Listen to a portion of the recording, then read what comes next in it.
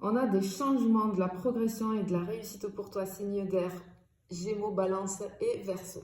Alors effectivement, c'est comme si, en fait, là, ce qu'on te dit, c'est que c'est comme si je te vois dans une espèce de sas de transition, c'est-à-dire entre les difficultés passées et des périodes qui arrivent et qui vont être beaucoup plus gratifiantes pour toi. Alors ici, on voit que peut-être tu sors vainqueur, tu vas sortir vainqueur en tout cas, d'une situation qui t'a longtemps demandé, tu sais, cette notion de prouver sa valeur.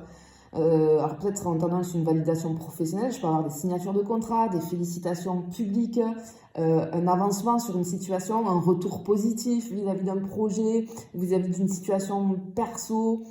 Il y a une victoire morale, comme une justice rendue, une reconnaissance en fait. Hein. Et ça, c'est plutôt bien. Il y a des événements qui vont s'enchaîner, c'est pour ça qu'on a cette notion de changement, de mouvement. Il y a une accélération des événements ici qui arrivent. Attends-toi à recevoir peut-être beaucoup de mails importants, des coups de téléphone, des réponses de dernière minute, des rendez-vous un petit peu imprévus. Ta capacité à improviser, ça, elle va être cruciale ici. Hein. Peut-être que tu vas être invité à un événement ou contacté par une personne qui va ça va t'ouvrir une espèce de, ouais, comme une nouvelle perspective. Je peux avoir des démarches administratives ou personnelles qui se débloquent de manière très très fluide ici. Quelque chose qui était en blocage, en stagnation, on voit que ça se débloque. Et en fait, ici, on voit que tu vois, tu quittes, ici tu quittes, comment dire, un climat intérieur plutôt pesant, hein, et on ressent un apaisement vis-à-vis d'une situation difficile. Tu t'éloignes d'un stress. C'est ce qu'on ressent ici. Bon, clairement, ce qu'on te dit sur cette première coupe, c'est de te laisser porter par l'élan du changement, tout en célébrant ce que tu as déjà accompli. Tu vois. Allez, on va aller voir au niveau des finances pour toi, signe d'air. On va aller voir ce qui arrive pour toi. Ok. Alors, ok. Alors, au niveau financier, là, dans cette période-là, tout va reposer sur ta capacité à sortir d'un blocage mental, à reprendre le contrôle avec le chariot, tu vois. Parce que tu as l'impression d'être coincé au niveau financier, tu as l'impression d'être dans une impasse. Peut-être il y a trop de charges et il n'y a pas assez de solutions visibles. En réalité, le blocage, il est plus mental que réel avec cette carte-là, tu vois. Parce que peut-être que tu refuses d'envisager certaines options par peur du changement ou du risque. C'est ce qui se dégage ici avec cette carte. Peut-être que tu hésites à demander une augmentation, peut-être que tu hésites à vendre un bien, peut-être que tu hésites à lancer un projet par peur de l'échec. Et pourtant, ici, les cartes, elles disent que vraiment, le message qu'elles font passer, c'est que cette peur, elle t'empêche d'agir efficacement. Il faut l'enlever. Parce qu'il faut que tu reprennes avec le chariot, il faut que tu reprennes ici l'action, une action, tu vois. Les rênes un petit peu de ton domaine financier. Tu dois sortir de cette j'ai une inertie là un petit peu. Avancer. Alors, on te demande de la discipline. Tu vois. Et on voit que tu jongles peut-être avec plusieurs responsabilités financières ou deux sources de revenus. Parce qu'on a un équilibre assez fragile ici, mais il est tenable si tu restes flexible. Par contre, attention, on te dit attention à la dispersion. C'est pas le moment d'ajouter un troisième projet là ou de prendre des risques inutiles. D'accord? Il vaut mieux consolider ce que tu as. Parce qu'on voit que tu vas rester maître de la situation. Mais il y a des choses où il te faut débloquer parce que c'est ton mental qui bloque. Par contre, il te faut faire attention, ne te rajoute pas autre chose ici, tu vois.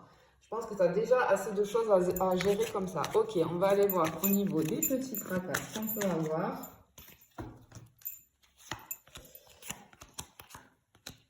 Ok. Ouh, il y a de l'émotionnel là. Ok. Alors, peut-être que tu pourrais être sollicité pour écouter, conseiller ou alors soutenir quelqu'un d'autre. Mais ce qu'on te dit, c'est attention à l'épuisement émotionnel. Parce que peut-être que tu as tendance à tout absorber, même ce qui ne t'appartient pas. Ok. Je peux avoir des non-dits, des intuitions subtiles, des vérités un petit peu floues. Il est possible que quelqu'un de ton entourage cache ses intentions. On te dit de te fier à ton instinct. Si quelque chose te semble étrange, c'est pas de la paranoïa, hein, c'est réel, d'accord? Attention à ta surcharge mentale qui est assez forte. Tu portes trop tout seul, toute seule. Et ça va commencer à t'épuiser physiquement. Peut-être que je peux avoir des troubles du sommeil, des maux au niveau du dos. Vraiment beaucoup de fatigue, tu vois. Donc on te demande ici de reconnecte-toi à tes limites. T'es pas obligé de tout absorber, de tout faire tout seul ou toute seule, d'accord? Allez, on va finir avec le côté sentimental pour les signes d'air.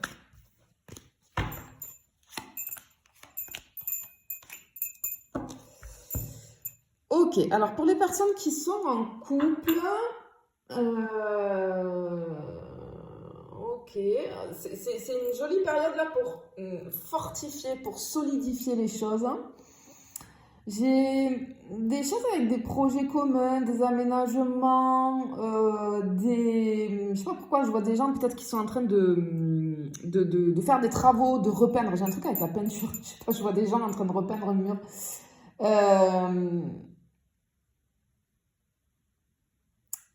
Parce que justement, c'est ce truc à deux, c'est ce travail d'équipe en fait, qui va relancer quelque chose.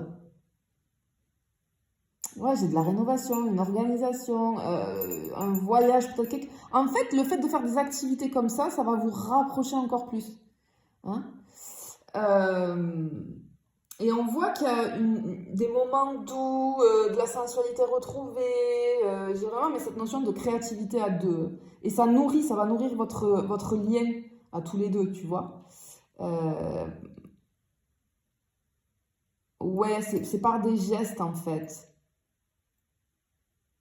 Par la tendresse, par... En fait, ce que j'entends, c'est que vous pouvez grandir ensemble, mais il faut faire des activités ensemble. Hein.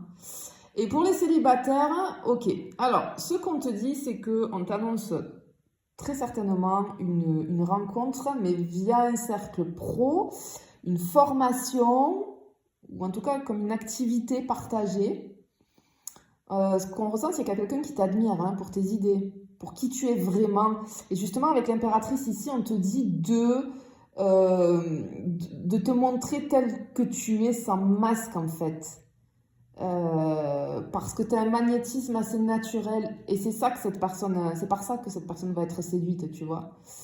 Et cette personne, du coup, ça pourrait être quelqu'un j'ai un profil stable ici, peut-être plus âgé ou alors très sûr d'elle, cette personne. C'est quelqu'un avec, alors peut-être dans la construction, ou je sais pas, j'ai un truc avec la construction. En tout cas, c'est quelqu'un qui est sécure. Hein. Ouais, c'est quelqu'un ok, c'est quelqu'un qui sait ce qu'il ou elle veut dans la vie. C'est quelqu'un qui est très organisé, très carré, très cadré, tu vois. Mais du coup, reste vraiment, montre-toi tel que tu es sans masque. Ça va être très important parce que c'est ça qui va séduire cette personne. Je te fais des bisous, je te dis à bientôt.